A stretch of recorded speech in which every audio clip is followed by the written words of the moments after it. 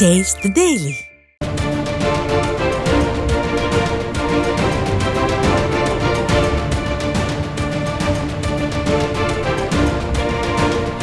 அண்மை செய்தியை பார்த்து கொண்டிருக்கிறோம். விழுப்புரத்தில் பேருந்துகள் இல்லாததால் கொட்டும் மழையில் பள்ளி மாணவர்கள் நனைந்தபடி செல்லும் அவலநிலை ஏற்பட்டிருக்கிறது. இது குறித்த கூடுதல் விவரங்களை செய்தியாளர் சுரேஷ் வழங்க கேட்கலாம். வணக்கம் சுரேஷ், விவரங்களை பதிவு செய்யலாம். நிச்சயமாக உமேஷ், தமிழகத்தில் வங்கக்கடலில் உருவாகியுள்ள காற்றழுத்த தாழ்வு மண்டலம் காரணமாக தமிழகத்தின் பல பகுதிகளில் கனமழை பெய்யும் என வானிலை ஆய்வு மையம் கடுமையாக எச்சரித்திருந்த போதிலும் விழுப்புரம் உள்ளிட்ட பல்வேறு பகுதிகளில் ஆரஞ்சு அலர்ட் ஆனது விடுக்கப்பட்டு மிக கனமழை பெய்யும் என எச்சரிக்கை விடுக்கப்பட்டுள்ளது.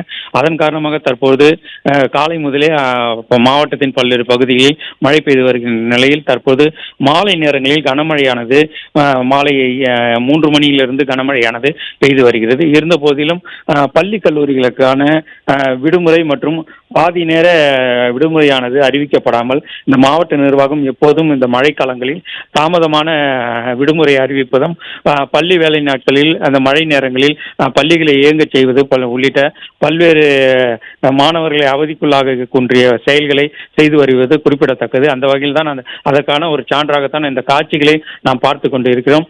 கனமழை மிக கனமழை பெய்யும் என வானிலை ஆய்வு மையம் எச்சரித்திருந்த போதிலும் மாணவர்களுக்கான முன்னெச்சரிக்கை நடவடிக்கையாக அவர்களுக்கு விடுமுறை அறிவிப்பது, முன்கூட்டியே வகுப்புகளை பாதி நாட்கள் குறைத்து மாணவர்களை வீட்டுக்கு அனுப்புவது உள்ளிட்ட பள்ளி கல்வித்துறை இது போன்ற மாணவர்களின் நலன் கருதி ஈடுபடாமல் தற்போது மழையில் நினைந்தவாறு இந்த மாணவர்கள் வீட்டுக்கு செல்லக்கூடிய காட்சிகளை தான் நாம் தற்போது பார்த்து கொண்டிருக்கிறோம். கனமழை பெய்து வரக்கூடிய வேளையில் கூட இந்த பேருந்துகள் இயக்கப்படாததால் மாணவர்கள் நினைந்தவாறே கொட்டும் மழையிலும் நினைந்தவரை வீட்டிற்கு செல்லக்கூடிய நிலைதான் தற்போது நிகழ்ந்து வருகிறது.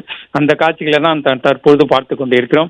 கடுமையான மிக கனமழை பெய்யும் என வானிலை ஆய்வு மையம் எச்சரித்திருந்த போதிலும் முன்னெச்சரிக்கை நடவடிக்கை எடுக்க வேண்டும் என வாய் சவடால் விடுத்து முதல்வர் அறிக்கை மூலம் பல்வேறு மாவட்டங்களுக்கு எச்சரிக்கை விடுத்த போதிலும், ஆனால் அந்த தமிழக அரசு மற்றும் தமிழக முதல்வரின் எச்சரிக்கை இந்த மாவட்ட நிர்வாகம் பள்ளி கல்வித்துறையும் துளியும் எப்பொழுதும் இந்த மழைக்காலங்களில் கடைபிடிக்காமல் இது போன்ற மாணவர்களின் நலன் கருதி மாணவர்களின் சுகாதாரம் மற்றும் அவர்களுடைய கல்வி சார்ந்த விஷயங்களில் தொடர்ந்து ஒரு செயலற்ற போக்கை கையாள்வது இது போன்ற எடுத்துக்காட்டாக பார்க்கப்படுகிறது.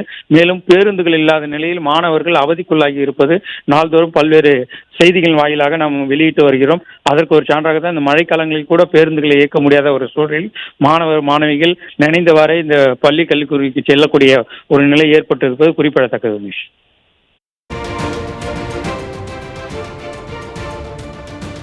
நன்றி சுரேஷ்.